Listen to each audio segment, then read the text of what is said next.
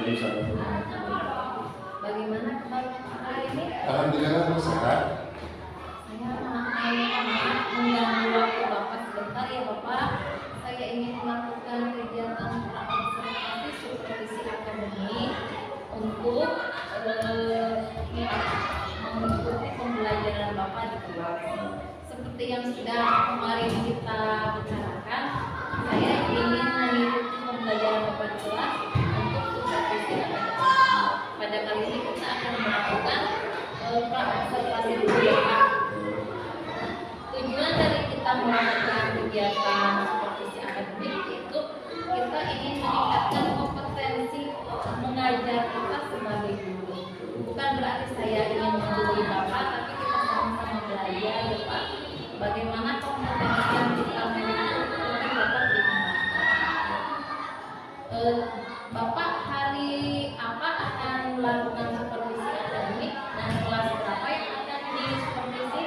Sesuai dengan jadwal bahwa hari ini saya akan mengajar kelas 6. Jadi kita mengadakan supervisi Di jam berapa Bapak? Jam 2. Temanya apa Bapak? Temanya di sini tentang kode darurat. Apakah Bapak sudah siap dengan pembelajaran yang akan dilakukan? Saya sudah mempersiapkan itu dari misalnya saya siap. Dari pembelajaran yang akan Bapak dilakukan, apa tujuan pembelajaran di kelas? Tujuan pembelajaran memang ini bisa nanti kalau saya bicara tujuannya yakni melalui metode diskusi kelompok siswa dapat mensosialisasikan atau mengumpulkan barangkali hasil diskusi tersebut dan dapat melakukan penyampaian untuk kelompok siswa tersebut. Jadi tujuan pembelajarannya adalah siswa bisa berkelompok dan mempresentasikan hasil dari Diskusinya. dan mereka bisa melakukan tanya jawab dengan kelompok mereka. Ya. Terus pengembangan diri yang akan Bapak pada pembelajaran kali ini apa? Pengembangan diri secara singkat itu saya mengambil dari kondisi kedokteran kami menggunakan keaktifan siswa mudah-mudahan dengan metode ini akan memicu atau merangsang siswa supaya dia berinteraksi dia seperti saya harapkan dia berani untuk bertanya di dalam kelompok masing-masing. Dan karena metode pembelajarannya diskusi dan tentu saja nanti akan ada pengelompokan kelas nanti dijadikan 3 kelompok. Berarti pengembangan diri yang akan dikembangkan pada diri anak adalah siswa bisa berkelompok, bekerja sama, terus selain itu siswa juga bisa mengembangkan kemampuan mereka dalam berdiskusi dan juga tanya jawab. Terus strategi apa yang akan Bapak lakukan ketika pembelajaran di kelas? Kita tahu bahwa itu terbagi beberapa kelompok yang berbeda keluarga sekitar 6 bulan yang berbeda-beda. Oleh karena itu maka saya akan menggunakan metode tersebut di mana diharapkan dapat melatih kekompakan siswa dalam programnya sehingga tidak ada lagi dalam program itu didominasi oleh satu daerah. Tadi strategi yang akan Bapak lakukan adalah anak-anak tidak hanya bekerja satu orang, tapi aktif semua dan memberikan kegiatan berdiskusi. Yang bagus sekali Bapak. Terus apa hambatan dari strategi yang Bapak lakukan? Hambatannya kalau tadi kan metode diskusi biasanya saya mencoba itu hambatannya itu yang anak-anak itu sebagian mungkin bukan sebagian saja dan ada juga anak-anak yang masih diam saja cuma ikut kalau yang lain bertanya dia masih jadi harapkan nanti setelah menggunakan metode ini anak-anak dipacu supaya itu aktif semua. Jadi kalau Bapak aktif. dalam pembelajaran, Ya. tidak hanya pasif, diharapkan aktif semua walaupun tujuan itu tidak bisa dicapai secepat itu ya Pak. Betul. Ya udah Bapak, terima kasih untuk kegiatan observasi kali ini. Nanti saya akan mengikuti pembelajaran Bapak, saya akan melakukan supervisi akademik ketika pembelajaran kelas 6 nanti siang. Terima kasih Bapak. Assalamualaikum warahmatullahi wabarakatuh. Waalaikumsalam. Yes, Andres.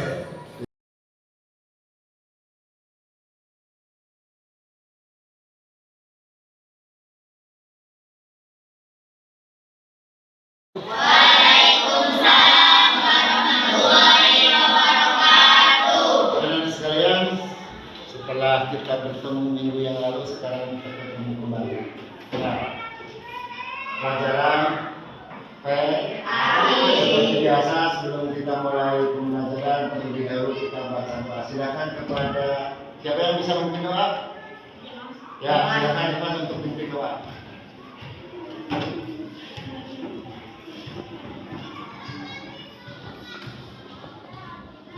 Sebelum belajar, mari kita berdoa mulai.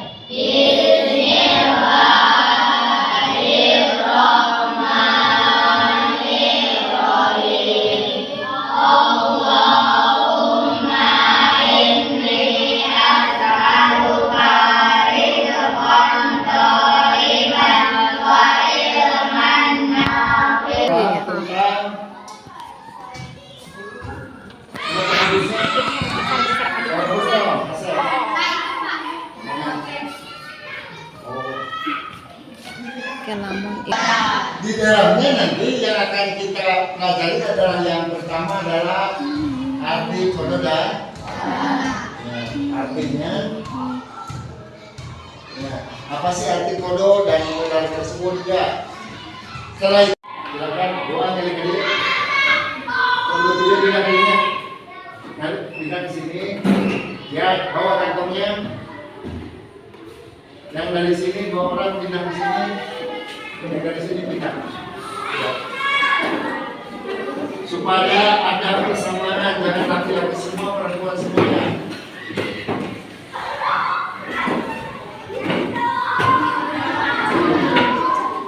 Sudah?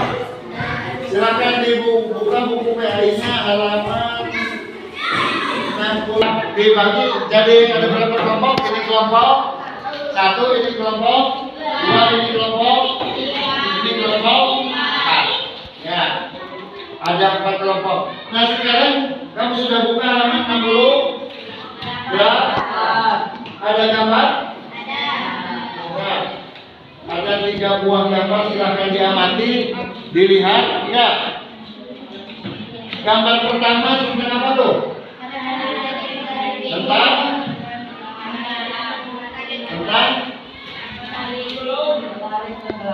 matahari tenggelam. Namun cek bahasa buku lebakna matahari reksul. Biasanya kapan? Sore. Terus gambar yang kedua? Nah, orang yang meninggal dunia. Yang gambar berikutnya apa nih? Ya, bumi dan planetnya. Silahkan dilihat gambar tersebut diamati oleh kamu. Sok siap. Ya. Nomor 1, anak sekalian, gambar yang ke-1 itu tentang mata. Yang menggerakkan matahari siapa? Allah Subhanahu. Ya, terbit dari sebelah mana? Nah, terbenam dari sebelah. Ya, betul? Nah, itu contoh saya. Yang kedua, silakan ada pertanyaan juga, amati dan dari kelompok 1 nanti kalau ada pertanyaan silakan.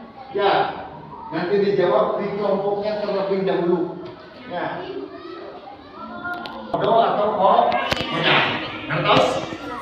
Ya. Baiklah anak sekalian, kamu telah mengamati gambar tersebut. Sekarang silakan setiap kelompoknya untuk menyimpulkan ya atau mempresentasikan dari hasil kegiatan belajar kamu di kelompoknya masing-masing. Kita mulai dari kelompok 1, contoh depan.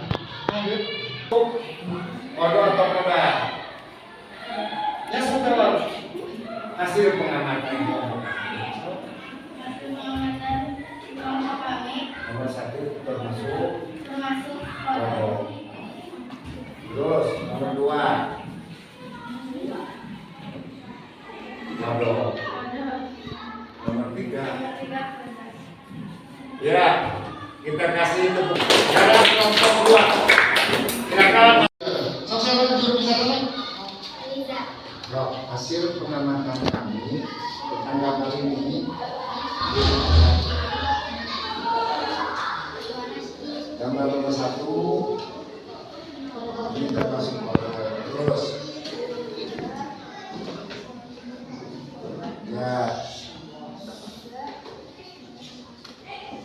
ya silakan ada yang mau bertanya. Siapa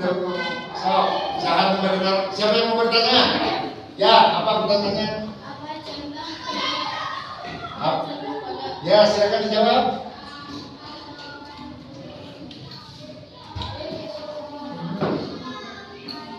Ketentuan doang yang sama peredaran mata atau kemudian macam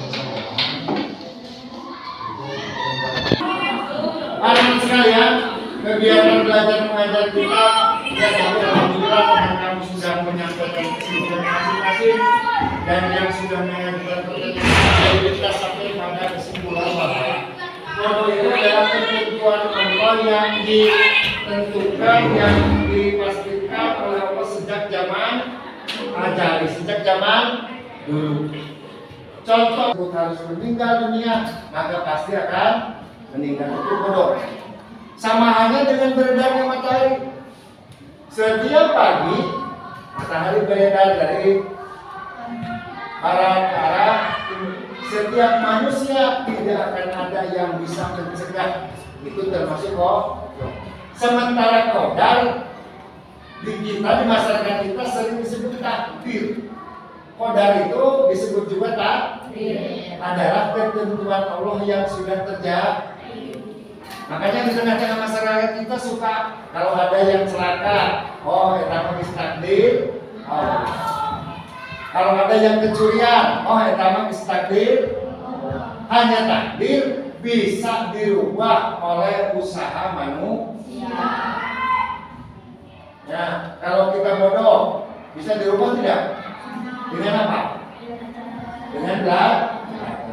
Kalau kita tidak punya uang bisa dirubah tidak? Dengan bekerja. Ya, itu jadi anak sekalian. Jadi kesimpulannya bahwa kodo itu adalah ketentuan Allah yang tidak bisa dirubah. Sementara takdir adalah ketentuan Allah yang telah terjadi dan itu terkena atau disebut juga dengan takdir, itu bisa dirubah dengan usaha manusia. Walaupun usaha manusia itu belum tentu berhasil, sebab yang menentukan tetap Allah Subhanahu wa Ta'ala. Nah, itu saja kesimpulannya. Sekarang silakan Bapak memberi kesempatan kepada kamu untuk bertanya. Kelompok 1. Ngacung heula. Kelompok 1. Ya, apa pertanyaannya? Hah? Apa itu kodo? Ada pertanyaan yang sangat bagus. Bapak tanya kelompok 2, 3, 4 ada yang bisa menjawab pertanyaan dari kelompok 1? Apa itu kodo? Ada yang bisa jawab kelompok 2? Apa itu kodo? Ya, Bapak bantu jawab saja. Kodo itu adalah ketentuan Allah sejak zaman ajali yang tidak bisa dirubah dengan usaha manusia. Selanjutnya silakan, ada lagi yang mau bertanya? Ya. Apa? Hikmah beriman kepada kodo anak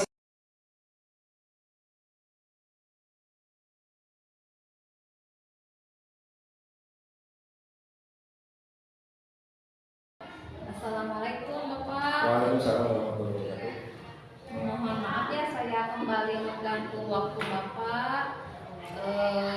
Apakah hari ini Bapak tidak ada pembelajaran di kelas? Alhamdulillah di kelas hari ini sudah selesai, Bu. Kita akan berbincang-bincang tentang kegiatan pasca observasi yang telah saya ikuti Bapak di kelas kemarin ya.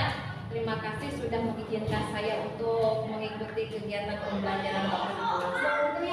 Coba Bapak ceritakan bagaimana kegiatan pembelajaran di kelas ketika kemarin supervisi akademis. Maaf ini saya ada satu kecicilan biar nggak salah gitu. Yang pertama tentang kegiatan pembelajaran sudah sesuai dengan apa yang saya rencanakan. Alhamdulillah seluruh rencanakan pembelajaran sesuai dengan RPP yang saya buat.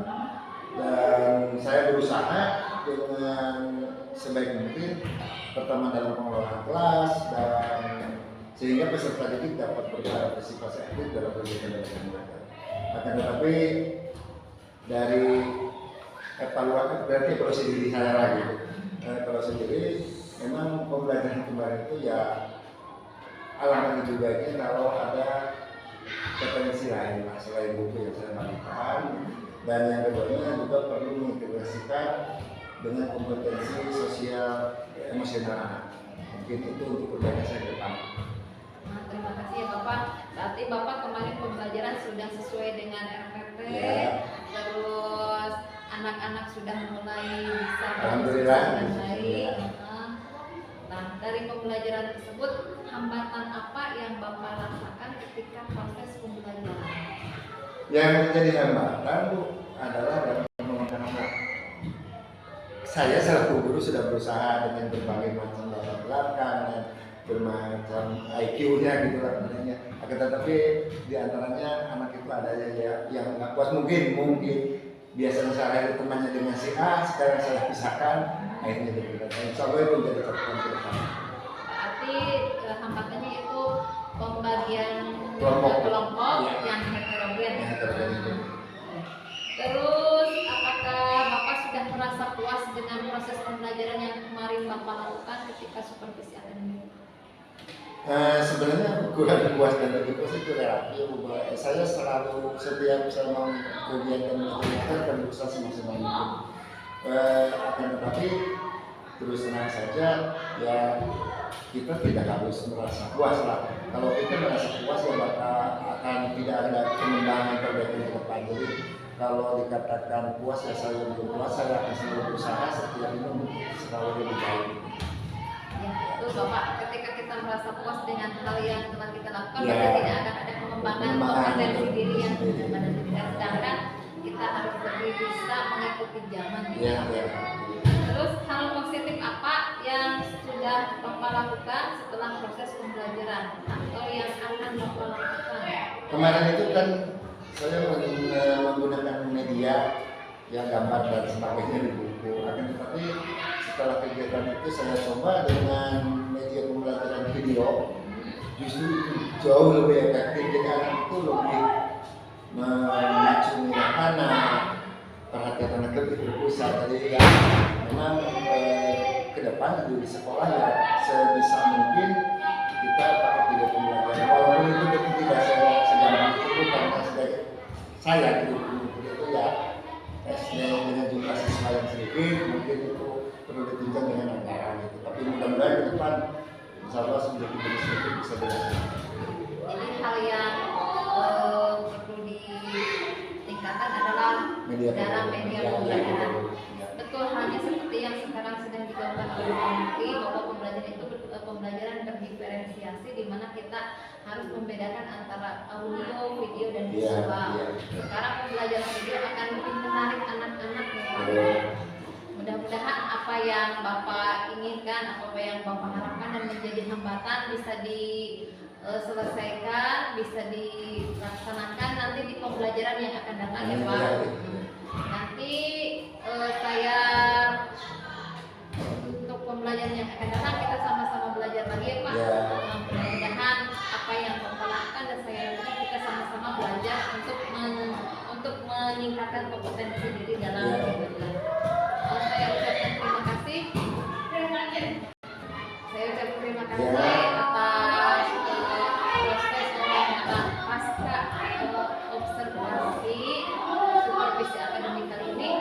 Saya ucapkan terima kasih Bapak. Wassalamualaikum warahmatullahi wabarakatuh. Waalaikumsalam warahmatullahi wabarakatuh.